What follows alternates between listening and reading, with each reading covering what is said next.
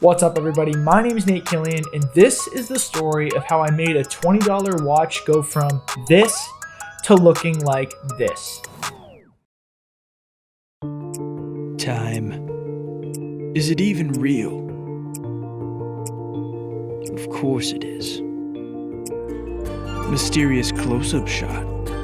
Ooh, shiny. This watch is cool. Can't you tell by the colors? And you can have it too. Get yours at Target. Yeah, Target.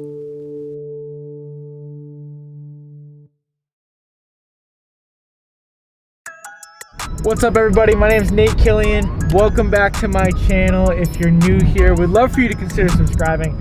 That way you and I can continue to grow as storytellers together. And if you're not new here, welcome back. Thanks for watching another video. Right now, Mark and I are on our way to go buy a watch. We're gonna buy a cheap watch and try and make it look like it's really expensive.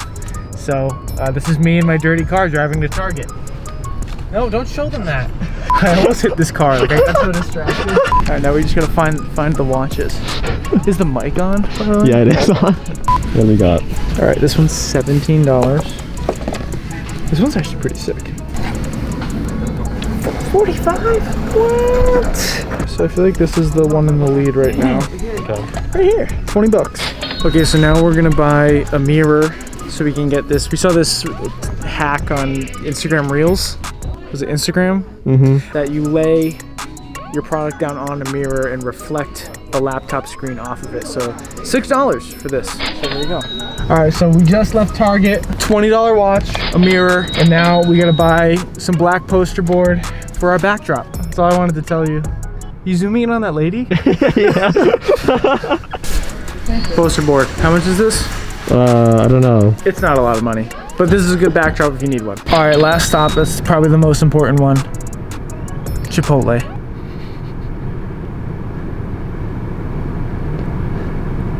All right, that's it.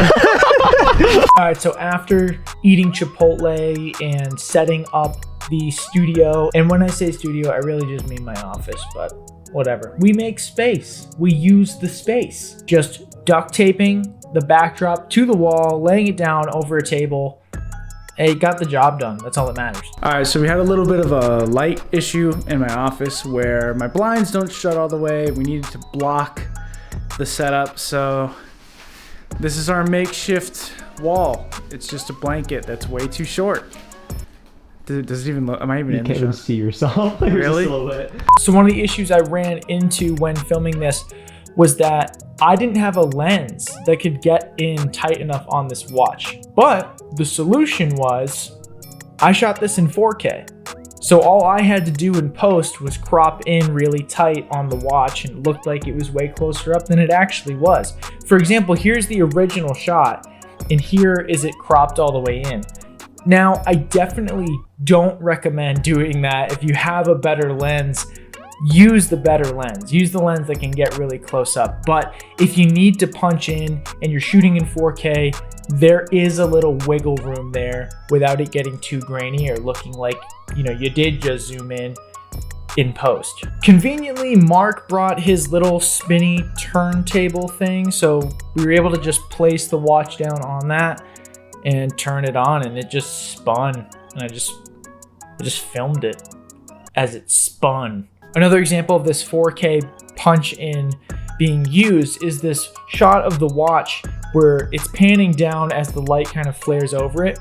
Here's the original shot, and here is what it looks like punched in. Again, it worked. I don't recommend doing it, but another example of how if you're shooting in 4K, there's a lot of wiggle room with zooming in. I use two miniature MC aperture lights. I don't even know the correct order of how to say it, but I got them on B&H Photo for like 90 bucks each. I'm using them right now. There's one over there. There's one on the side here. I absolutely love them. I use them on every shoot. They really are so convenient to use. There's a lot of different features and they light everything perfectly. So this last shot is probably my favorite shot in the entire thing. This is that shot I was talking about with the mirror. This was actually Mark's idea. I can't take credit for this idea. He, He brought it up or whatever. No big deal. This is your plug, Mark. I hope you're watching. Go check out his channel. So I created this smoke background ahead of time using some stock footage, and I just colored the smoke to be purple and blue, the same color as the lights that we're using the whole time. Exported that clip and played it on my laptop. We placed the mirror on the center of my laptop, placed the watch on top of the mirror, and then all we did was this. Pulled my screen down. As the screen hovered over the mirror, it reflected what was playing on the laptop. And that's how we got this shot where it looks like the smoke is kind of moving around on all sides of the mirror. This is what made the watch look that way. But what I really think sold it was the voiceover. No clue who did the voiceover. Probably some really cool guy. Definitely didn't record the audio for that in my closet. Definitely didn't record that audio. Yeah, I've recorded the audio, whatever. I thought the voiceover just added. It was fun. It's all that matters. We're having fun. We're telling stories. Making a watch commercial in my office. Also, I just want to say this was a low budget. I spent $20 on a watch, $6 on the mirror, $10 on the wallpaper, and I shot this whole thing in my office. You can shoot things like this wherever you are for low budget.